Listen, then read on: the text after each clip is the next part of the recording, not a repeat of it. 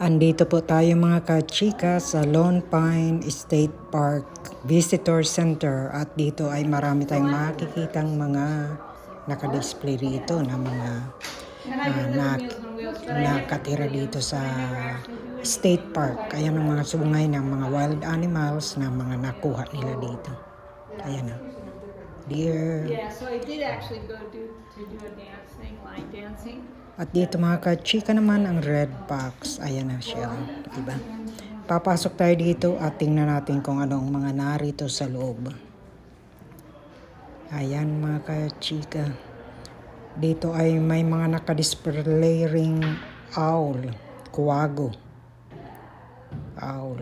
At syempre marami rin silang mga nakuhang mga butterflies. Nakadisplay na rin dito. Ayan.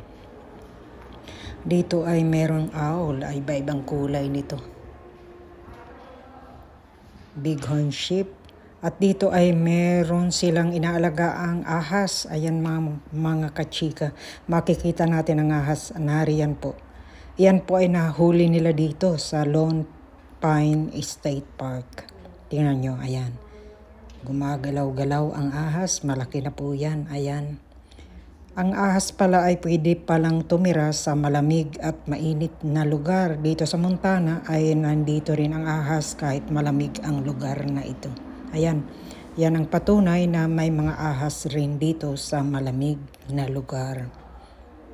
Ayan mga kachika, ayan ang ahas, malaki, mahaba. Ayan, at dito ay makikita natin ang bear. Ito po ay nahuli rin nila dito. Ayan, at nakadisplay na. Tingnan nyo naman. Nakakatakot po yan. Mabangis na hayop, bear. Pag yan ay nakasulubong mo sa daan, ay wala ka talagang ligtas. At dito ay may mga nakadisplay rin mula sa mga fox. Balat ng fox at deer, mga sungay ng deer. At ayun may